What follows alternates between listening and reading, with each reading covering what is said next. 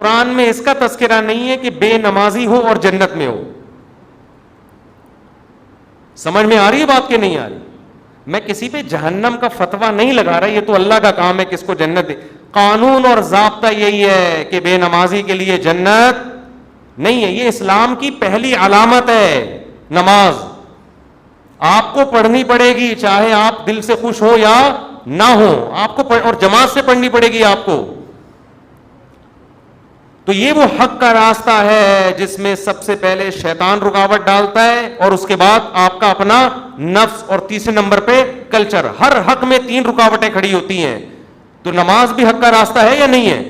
اللہ کہتے ہیں میں نے پیدا کیا, میں صبح و شام رزق دیتا ہوں, تو میرے در پہ آ کے حاضری کیوں نہیں دیتے؟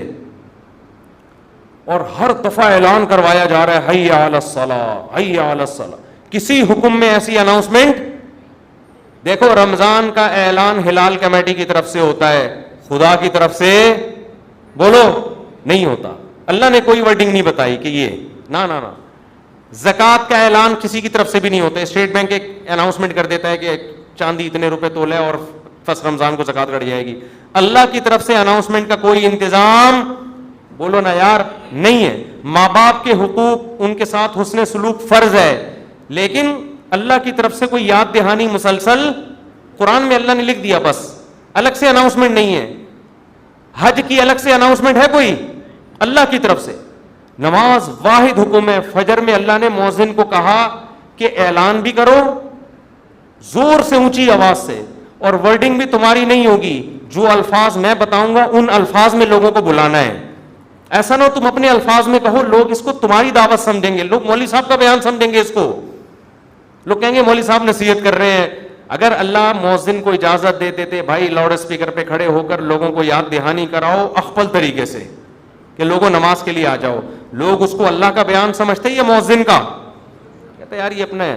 اللہ نے کہا نا نا نا نا نا, جو الفاظ میں نے بتائے ہیں ان میں ایک لفظ بھی دائیں بائیں 4 دفعہ اللہ اکبر کہنا ہے, 5 دفعہ نہیں, 3 دفعہ نہیں, اللہ اکبر ہی کہنا ہے, اللہ کبیر نہیں کہنا, اللہ اعظم نہیں کہنا, اشہد ان لا الہ الا اللہ کہنا ہے.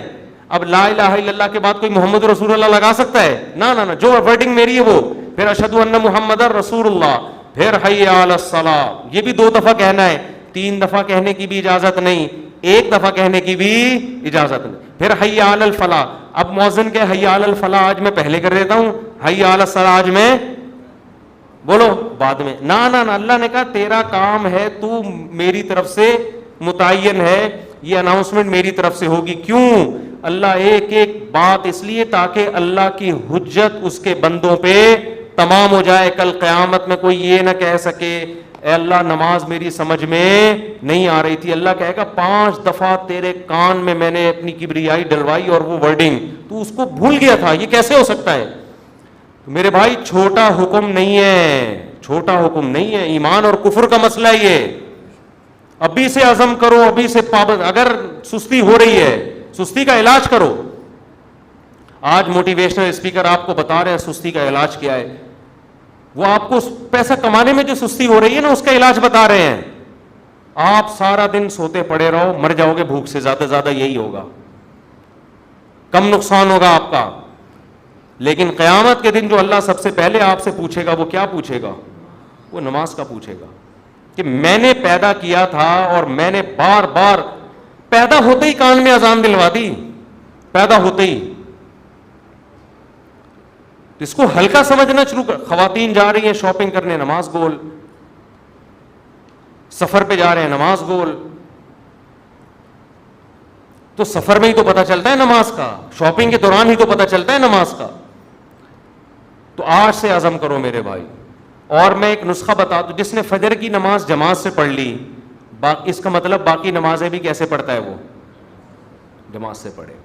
فجر پڑھ لی نا, اس کا مطلب باقی نہیں چھوڑے گا. پھر فجر کو فوکس کر لو. اور جی ہاں, فجر میں تو اللہ نے ایک اور الفاظ اضافہ کروا دی نا, الصلاۃ خیر من النوم. کتنے پیارے الفاظ ہیں, کتنی میٹھی نیند سو رہا ہوتا ہے. اللہ نے بتا دیا. دیکھو اللہ میاں نے بھی کیسا کام کیا. مؤذن کو بولا بولنا ہے, گھر میں لٹھ لے کے نہیں پہنچنا. ہم اگر کسی کو سمجھائیں, ایک دفعہ سمجھائیں گے آ جا نماز کے لیے, دوسری دفعہ سمجھے, تیسری دفعہ غصہ آئے گا نا, جا کے تھپڑ لگا دیں گے, ابے میں تجھے سمجھا رہا ہوں, تیری کھوپڑی میں بات آ نہیں رہی ہے. یا آپ بیگم کو ایک بات سمجھا رہے ہو, بیگم چائے میں تھوڑا چینی کم ڈالا کرو, تم ویسے اتنا میٹھا بولتی ہو کہ چائے میں میٹھے کی ضرورت نہیں ہے. پھر وہ چینی زیادہ ڈال رہی ہے, پھر چینی زیادہ, پھر آدمی کو غصہ آتا ہے نا.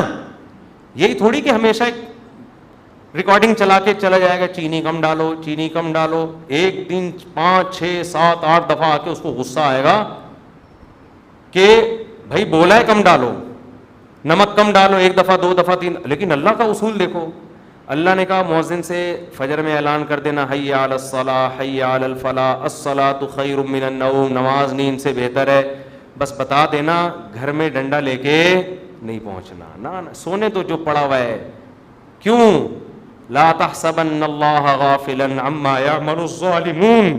قرآن کہتا ہے ظالم جو کچھ کر رہا ہے اللہ کو اس سے غافل مت سمجھو. اللہ غافل نہیں ہے, اللہ حجت تمام کر رہا ہے, ابھی نہیں پوچھے گا. اگر پکڑنا شروع کر دے تو پھر آزمائش نہیں ہے. پکڑنا شروع کر دے اللہ تعالیٰ پھر تھوڑی آزما. ابھی تو اللہ کہہ رہے ہیں جو سو رہا ہے سونے دو.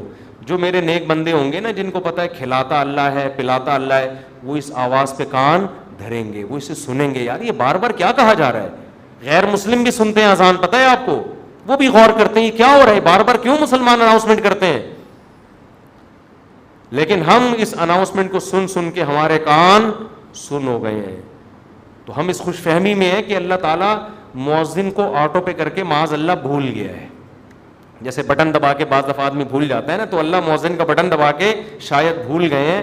اللہ کو تو پتہ ہی نہیں کہ اس آواز کو نہ کوئی سن رہا ہے نہ کوئی اس پہ لبیک. 2-4 آدمی بیوقوف سے مسجد میں آ جاتے ہیں.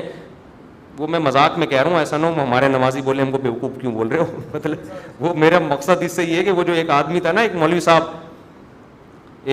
صاحب تھے مسجد میں, تو کسی دیہاتی کا بیل آ گیا یا کٹا آ گیا مسجد میں, تو مؤذن صاحب نے اس کٹے کو مارنا شروع کیا. تو دیہاتی بھاگتا ہوا آیا, بولا مولوی صاحب یہ بے زبان جانور ہے, مسجد میں بھولے سے آ گیا, کبھی مجھے دیکھا آپ نے مسجد میں؟ یہ تو بے زبان بے عقل آ گیا, کبھی مجھے دیکھا؟ یعنی میں عقل مند ہوں, میں تھوڑی آتا ہوں. تو جو بیچارے چند آ رہے ہیں وہ لوگ ان کو بیوقوف سمجھتے ہیں. تو اللہ میاں نے اناؤنسمنٹ کرا کے نا یاد دہانی بار بار کرا رہے ہیں. تو اب ہم یہ سمجھتے ہیں کہ چند بیوقوف ہیں جو اللہ کی دعوت پہ لبیک کہہ کے نماز پڑھنے آ جاتے ہیں. بیوقوف لوگ ہیں, ایکچولی ان کو تو کوئی گھر میں کام دھندا ہے نہیں, بیوقوف لوگ ہیں, تو اس لیے آ جاتے ہیں مسجد میں. اصل تو جو جن کا قوم کے وسیع تر مفاد میں بھی کام کرنا ہے, ایکچولی ترقی کرنی ہے, بزنس کرنا ہے, ایجوکیشن ہے, کل پیپر ہے, وہ اگر فجر میں اٹھیں گے تو پیپر کی نیند پوری نہیں ہوگی, پیپر میں پیچھے رہ جائیں گے. جب رمضان کا روزہ غامدی صاحب کے نزدیک پیپر کی وجہ سے چھوڑنا جائز ہے تو فجر کی نماز کی کیا اوقات بنتی ہے. تو ایکچولی کر کے ایک دن موت کا فرشتہ آئے گا, بولے گا چل پتلی گلی سے نکل. پھر آدمی کہے گا میرا پلاٹ, میری جائیداد, میرا گھر, یہ سب ختم. تبلیغ جماعت میں وہ ہے نا حضرت مولانا کیا نام ہے ان کا, جو اجتماع میں بڑا اچھا بیان کیا تھا, انہوں نے بڑی پیاری بات کی, مولانا عباد اللہ صاحب, بڑی پیاری بات کی انہوں نے بیان میں, کہ لوگ کہتے ہیں ہم تبلیغ میں وقت لگائیں گے جب ہم سیٹ ہو جائیں گے. اس طرح لوگ کہتے ہیں ہم دین کی طرف یا نماز کی طرف آئیں گے جب ہم کیا ہو جائیں گے, ذرا سیٹ ہو جائیں. یار ایک فکروں سے تو آزاد ہوں, بھی تو شادی بھی ہے, پہلے جاب ہے, پھر بزنس ہے, جب سیٹ ہو جائیں گے نا سارے کاموں سے. وہ کہتے ہیں آدمی سیٹ کبھی بھی نہیں ہوتا. وہ سیٹ کیسے ہوتا ہے, انہوں نے بڑی پیاری مثال دی. ایسے سیٹ ہوتا ہے کہ وہ کہتا ہے میں سیٹ ہوں گا, ہو نہیں رہا, ایک مسئلے کے بعد دوسرا مسئلہ, دوسرے کے بعد تیسرا مسئلہ, ہوتے ہوتے ایک دن موت کا فرشتہ آتا ہے اور بالآخر اس کو قبر میں اتار دیتا ہے.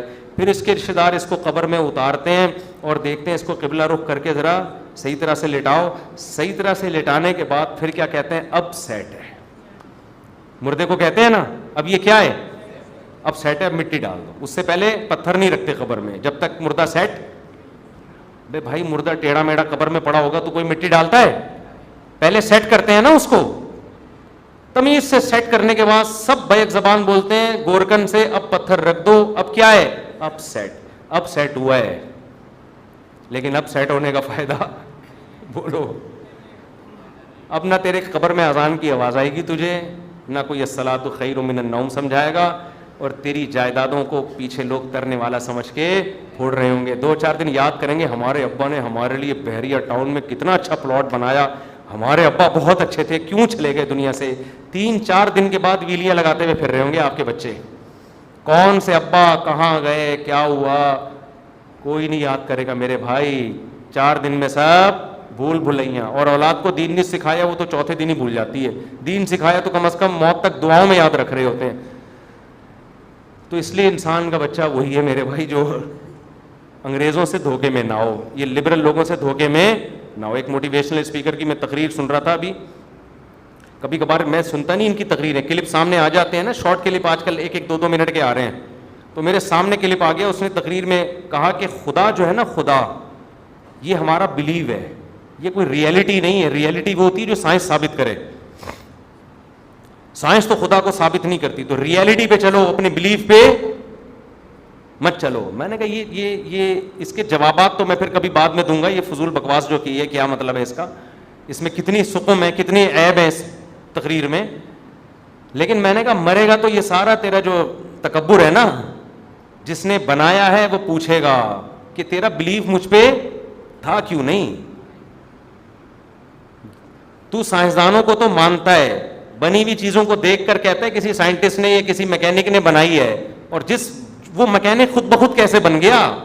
تو یہ ریئلٹی ہے جس پہ ہمارا بلیو ہے, یہ ہوائی باتوں پہ بلیو نہیں ہے. یہ گراؤنڈ ریئلٹی ہے خدا کا وجود, جس پہ ہم کیا کرتے ہیں, بلیو رکھتے ہیں. یہ بلیو اور ریئلٹی دو الگ الگ چیزوں کے نام بولو نہیں ہے. تو خیر تکبر بہت ہے. آج تھوڑے سے انگلش کے 2-4 الفاظ آ جائیں, 2-4 آپ کو کچھ تھوڑا سا بولنا آ جائے تو انسان اپنی اوقات بھول جاتا ہے. اس لیے قبرستان میں جا کے دیکھا کرو کیسے مردے پڑے ہوئے. ایک دن ہم نے بھی مرنا ہے, جواب دینا ہے. اللہ ہم سے اپنے بارے میں سب سے پہلے پوچھے گا, اللہ تعالیٰ ہمیں. اور آخری بات دیکھو, اگر نماز کبھی چھوٹ جائے نا جماعت سے, اپنے اوپر جرمانہ رکھو, سزا دو اپنے آپ کو. ایسے اپنے آپ کو ڈھیلا نہ چھوڑ دو کہ عزم کرتے ہیں میں پڑھوں گا پھر چھوٹ جاتی ہے. کچھ سزا تو دو اپنے آپ کو. فجر جس دن چھوٹ جائے, ناشتہ گول, ناشتہ نہیں. حضرت حکیم اختر صاحب رحمہ اللہ فرمایا کرتے تھے, جس کی فجر چھوٹ جائے وہ کس منہ سے ناشتہ کرتا ہے, اس کو تو غیرت آنی چاہیے. تو یہ پراٹھے اور کباب کھا رہا ہے, جس خدا نے تجھے دیے ہیں اس نے تو تجھ سے صرف اتنا سا معاوضہ مانگا تھا کہ فجر میں حاضری دے دے. اب کس نعمتیں تو پھوڑ رہا ہے بس ایسے بیٹھ کے, تھوڑا سا اللہ کا حق ہے وہ ادا کرنے کے لیے تیار نہیں ہے. تو کچھ تو سزا دو میرے بھائی. اللہ ہمیں عمل کی توفیق